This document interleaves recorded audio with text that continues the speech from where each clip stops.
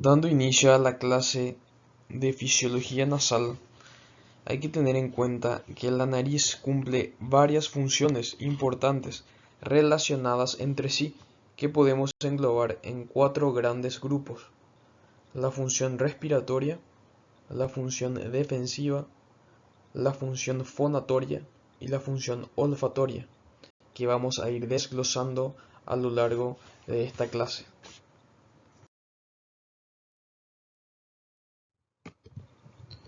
Durante la fase nasal del proceso respiratorio, la mucosa nasal está expuesta a una variedad de cambios medioambientales, y el diseño geométrico de la anatomía intranasal considera estos factores al punto tal de regular la entrada de aire a las correderas nasales y por ende impedir o permitir una mayor entrada del aire y el contacto de los componentes que lo integran con la mucosa nasal.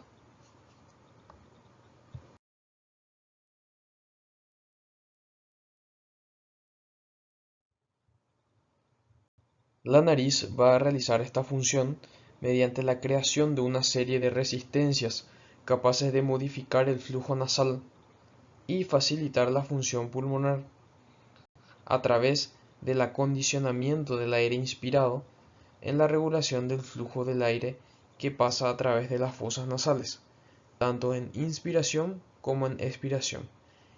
Intervienen además factores estáticos, como son la configuración anatómica de estas, y factores dinámicos que varían en el tiempo y son fundamentalmente la movilidad de las alas nasales y las válvulas y los fenómenos vasomotores. El caudal aéreo inspirado se desliza en forma de arco, que en condiciones normales se produce principalmente a través del meato medio. El expirado seguirá un trayecto predominantemente por el suelo de la fosa nasal y el meato inferior. Durante la respiración tranquila, el flujo de aire es predominantemente laminar. La nariz posee estructuras que varían este flujo laminar, convirtiéndolo en turbulento, como son las válvulas, los cornetes y los meatos. Una correcta respiración nasal se caracteriza por un íntimo contacto entre la mucosa y la columna de aire que pasa a través de las fosas nasales. Las alteraciones en esa corriente aérea, ya sea por una fosa nasal excesivamente estrecha o, en su defecto, muy amplia, se van a traducir en una reducción de ese contacto. Por último, otro factor importante en la regulación del flujo aéreo nasal son las variaciones en los tejidos con capacidad eréctil.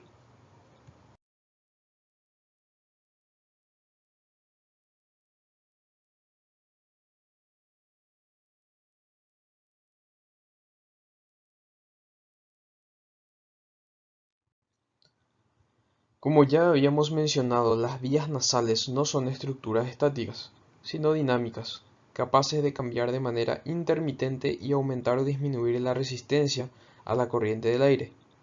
Cierto grado de resistencia es una necesidad funcional. El punto de mayor resistencia al flujo aéreo de toda la vía respiratoria es la nariz. Supone aproximadamente el 50% de las resistencias totales.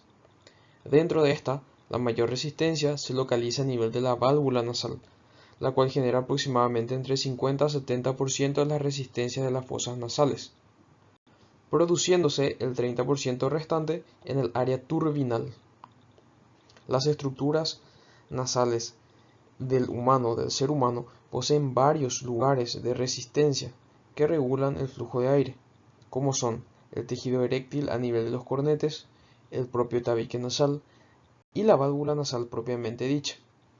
Esta área corresponde a la porción más estrecha de la vía aérea nasal, que es el ángulo entre el cartílago lateral superior y el tabique.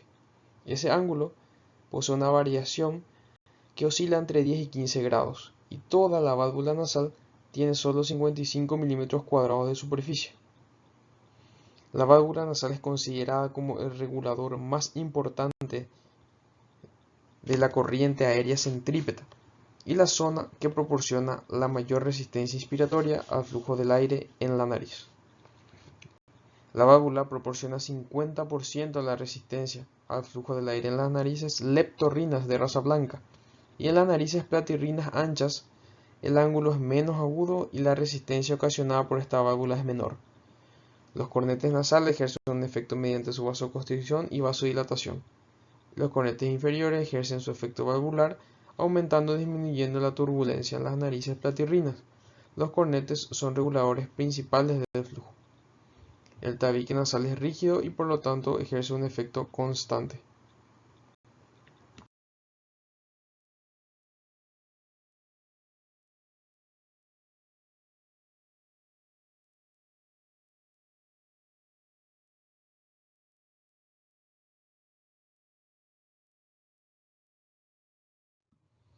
El ciclo nasal es un esquema de corriente de aire constantemente alternante, dirigida hacia las dos vías nasales. El ciclo nasal ocurre en el 72 al 82% de los individuos y es mediado y controlado por el sistema nervioso central. Por lo general se necesitan 3 a 4 horas para completar este ciclo. Se define como una congestión-descongestión alternante de los cornetes nasales y las zonas eréctiles del tabique, capaz de producir variaciones en la compliance del orden según 20 a 80%. Según ciertos autores, en cada momento existe una fosa nasal que respira y otra que descansa, y aunque las resistencias varían en cada lado de forma individual, la suma de las resistencias de ambas fosas nasales permanece siempre constante. Los ciclos están influenciados por numerosos factores, como son condiciones climáticas, la postura, la edad, las características de cada individuo. El mecanismo exacto de control aún desconocido se cree depende de dos centros vegetativos periféricos que poseerían sus conexiones con el ganglio esfenopalatino y estrellado en un centro autónomo situado en el hipotálamo, que se encargaría de la integración y la regulación de estos núcleos periféricos.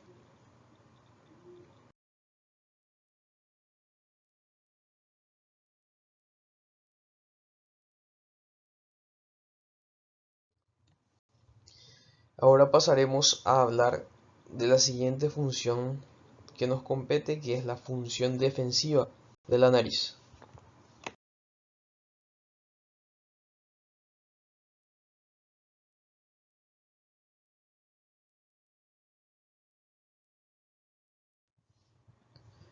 En cuanto a la función defensiva nasal, esta actividad la realizan las fosas nasales mediante una serie de acciones que tienen que ver con diferentes aspectos como son la preparación del aire, las acciones contra los gérmenes y partículas nocivas que penetran desde la atmósfera, los reflejos defensivos y el mantenimiento de un pH adecuado en el epitelio nasal. La preparación del aire, o sea la humidificación, se realiza a través de las características físicas químicas del moco segregado por las glándulas subepiteliales que se ocupan de esa producción de ese moco espeso, del aire que toma el agua del moco y la cantidad de humidificación que se produce en el tránsito a través de las fosas nasales corresponde aproximadamente el 90% de la humedad total del aire que llega al alveolo.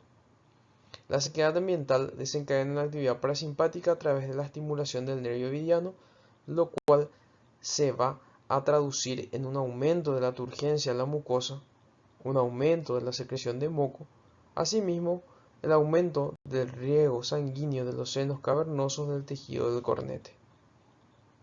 La acción del sistema simpático produce vasoconstricción y a consecuencia de ello la disminución del volumen de los cornetes, facilitando la entrada del aire al tiempo que disminuye la cantidad de moco. Esta acción simpática se produce por la estimulación de los receptores alfa repartidos por la mucosa nasal. La secreción mucosa se encuentra asimismo sometida a efectos de la regulación de la naturaleza hormonal, que tiene que ver con la producción de ACTH, responsable de un aumento de la tumefacción de los cornetes. También están la vasopresina, la cortisona, que tienen un efecto vasoconstrictor, así como también la adrenalina. El atemperamiento, cuando el aire alcanza la rinofaringe, tiene una temperatura aproximadamente del 30% en cualquier ambiente, independientemente de las condiciones medioambientales. En esta función intervienen el moco, como dijimos, y la rica vascularización de la fosa nasal que actúa como un auténtico sistema de calefacción refrigeración.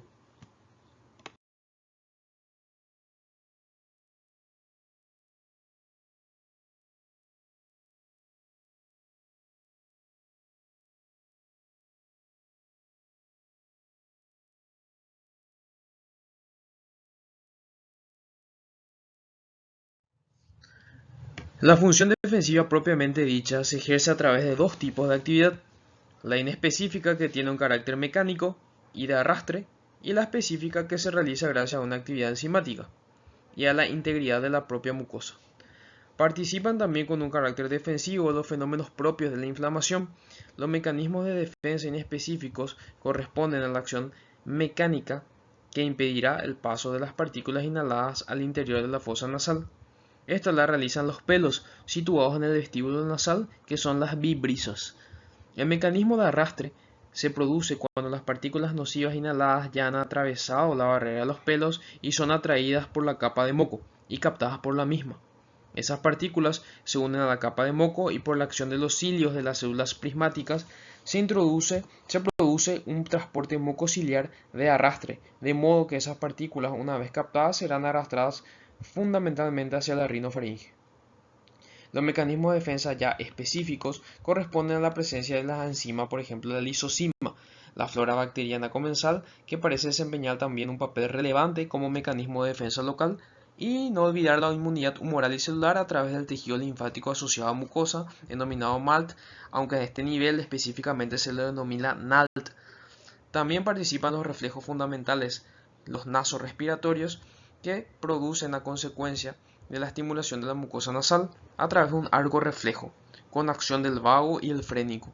A través del centro respiratorio del bulbo, este reflejo produce un aumento del tono muscular de los músculos respiratorios y pueden aparecer laringoespasmos, broncoespasmos y también bradicardias.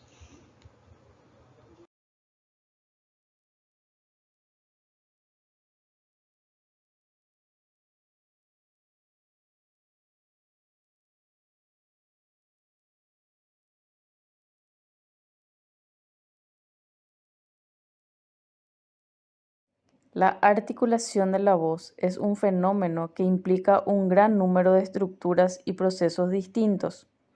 En la formación de sonidos armónicos, los que determinan el timbre de la voz, la nariz cumple un papel esencial al actuar como resonante.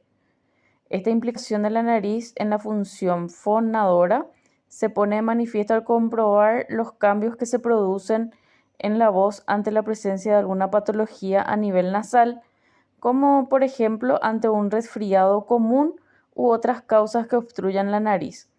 Las alteraciones en esta función fonadora de las fosas nasales pueden dar lugar al efecto denominado rinolalia, que puede ser de dos tipos: la abierta o la cerrada, en función de la relación que se establezca entre las fosas y la orofaringe.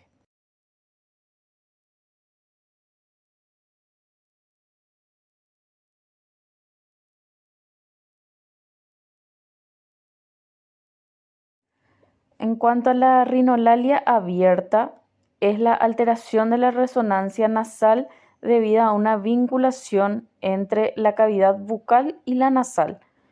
También es llamada hiperrinolalia o hiperrinofonía. En cuanto a su etiología, puede ser funcional u orgánica. Puede deberse a varias causas, entre ellas la insuficiencia del velo del paladar, la parálisis de este o la existencia de una fisura submucosa. En cuanto a la rinolalia cerrada, se produce por una disminución de la resonancia vocal por una falta de comunicación con la cavidad nasal. También es conocida como hiporrinolalia o hiporrinofonía. También puede tener una etiología orgánica y funcional. La voz adquiere un timbre muerto. Las causas orgánicas pueden ser, por ejemplo, una poliposis, hipertrofia adenoidea, hipertrofia de cornetes, sinequias, atresia de las coanas, Y en el caso de las funcionales, principalmente se da por contracción paradójica del velo del paladar, que cursa con buena respiración nasal.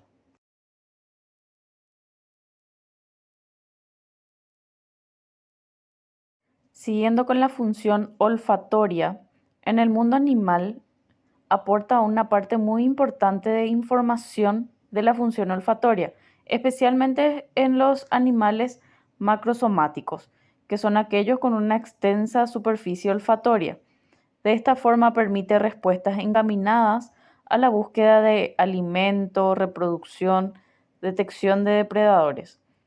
En el hombre tiene menor importancia, pero participa en procesos como el mecanismo de defensa en cuanto a presencia de gases tóxicos, reflejos digestivos, colabora en el sentido del gusto, interviene en las relaciones tanto sociales y sexuales.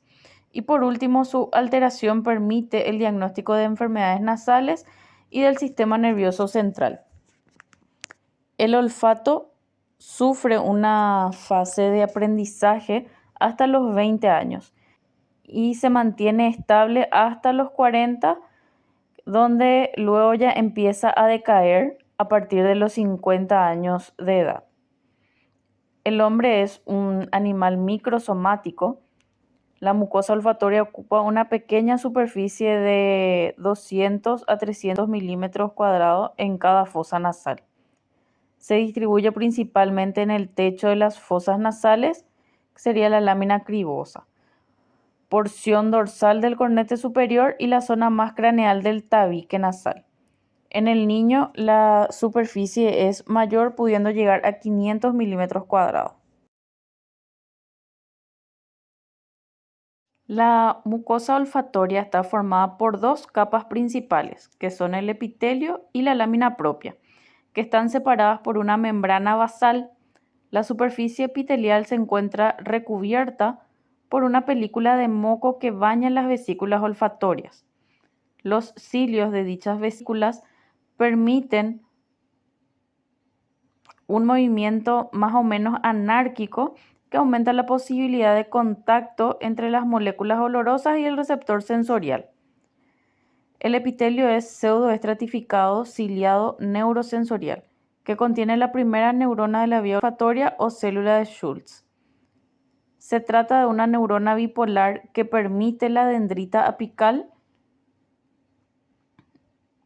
hasta la luz de las fosas, formando las vesículas olfatorias. El axón amielínico de la primera neurona se extiende en profundidad, atraviesa la membrana basal y se une en la lámina propia, con otros axones hasta formar un nervio olfatorio. Los fascículos nerviosos aparecen recubiertos de una vaina de Schwamm a nivel de la lámina propia. Los nervios olfatorios, unos 20 a 30 en total, atraviesan la lámina cribosa etmoidal y se dirigen al bulbo olfatorio. La célula neurosensorial olfatoria, a diferencia de otras células neurosensoriales, tiene gran facilidad para la regeneración, que está facilitada por la estimulación olorosa. Y para terminar, tenemos los mecanismos de la olfacción. Primeramente, la transmisión de las moléculas olorosas hasta el tapiz de moco que reviste el epitelio olfatorio. Luego, la transducción de energía química en eléctrica, la discriminación de las moléculas olorosas, la conducción de la energía eléctrica a través del primer par desde la primera neurona hasta el bulbo. Luego, el análisis de la información se completa en la tercera neurona, tanto en intensidad como en su carácter cualitativo, y posteriormente se produce la conexión con el tálamo y con el neocórtex somatogustativo orbitofrontal.